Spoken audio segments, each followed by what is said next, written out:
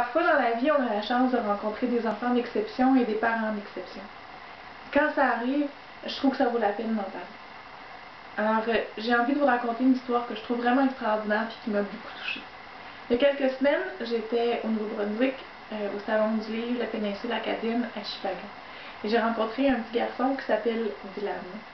Alors, ce qui est particulier au Salon du Livre de Shippagan, c'est que le jeudi, qui est la première journée du salon, le salon est ouvert uniquement pour les bibliothécaires et pour les écoles, les visites scolaires.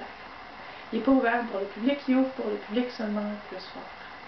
Et après les visites scolaires, je remarque qu'il y a un enfant, à peu près une dizaine d'années, un petit peu moins, avec sa maman, qui se promènent dans les rayons et qui sont là depuis vraiment longtemps. Et le petit garçon, il regarde vraiment avec un soin particulier tous les livres, puis on voit qu'il prend son temps pour se choisir des livres.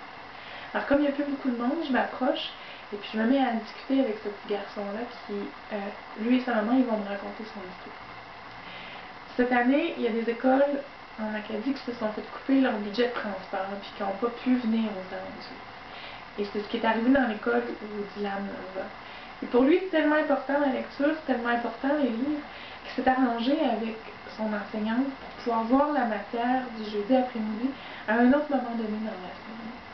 Et puis, il a fait du ménage à l'école pour ramasser des sous dans le but d'aller s'acheter des livres au Salon du Livre. Et là, il y a quelques dollars qu'il vient dépenser comme ça. Donc, c'est très important pour lui le choix des livres qu'il est en train de faire.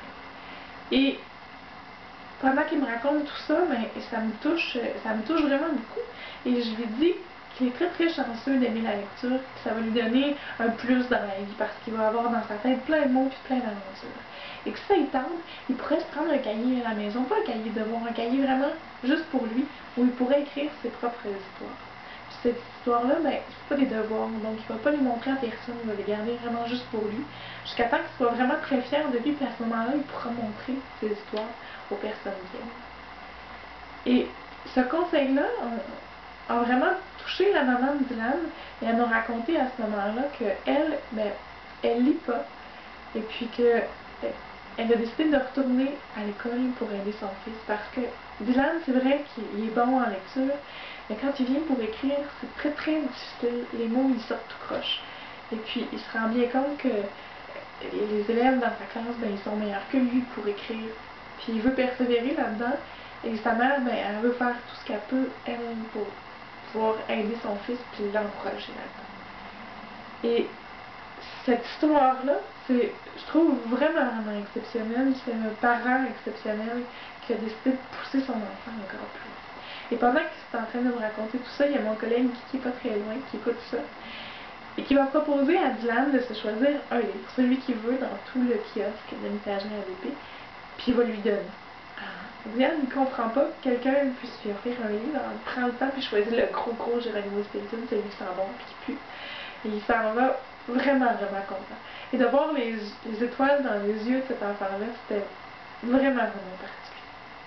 Après son départ, on en a beaucoup parlé parce que Dylan, c'est un garçon vraiment très attachant qui nous a beaucoup émus. Alors on en a parlé à tout le monde autour de nous. Et j'étais allée raconter cette histoire-là à Jean-Marc, qui est le comédien qui fait Geronimo Stilton. Et Jean-Marc a été vraiment lui aussi touché par cette histoire-là. Le samedi, donc 2 jours plus tard, Dylan, il revient au Salon du Livre parce qu'il ne comprend pas qui on est, moi et Guy. Pourquoi on lui a parlé, pourquoi on est venu parler de livres avec lui. Il ne comprend pas ce qu'on fait comme travail, si on est des auteurs, puis pourquoi on lui a donné le livre. Alors on lui a un peu expliqué tout ça. On a passé une partie de l'après-midi avec lui. Et Geronimo Stilton était en séance de signature. Donc, on a fait la file pendant un petit bout de temps avec Dylan parce que je voulais une photo de lui. Parce que j'avais envie de pouvoir vous le présenter à tout le monde. Et quand on est arrivé à Geronimo, c'était Dylan qui fermait la file à la séance de signature. Alors, Geronimo l'a regardé et il lui a dit, alors, j'ai dit à Geronimo, je t'ai parlé d'un petit garçon vraiment exceptionnel puis qui est ici pour te rencontrer. Et Geronimo lui a dit, mais Dylan, quelle chance j'ai de pouvoir te rencontrer. Alors, Geronimo, il est vraiment extraordinaire. Et là, de voir Dylan qui comprenait pas que la souris connaisse son nom, alors c'était vraiment un beau moment d'exception. J'ai envie de vous parler de lui parce que des enfants qui sont en difficulté d'apprentissage puis qui ont la misère en français, qui ont la difficulté à écrire, puis qui réussissent à avoir cet amour-là des mots. Mais je pense pas qu'il y en a tant que ça. Je pense qu'il y en a quand même quelques-uns, puis quand on les trouve, ben, ça vaut la peine d'en parler. Alors j'espère que cette histoire-là, ben, elle va donner envie à plein d'autres enfants, puis à plein d'autres profs de souligner ces efforts-là qui sont exceptionnels.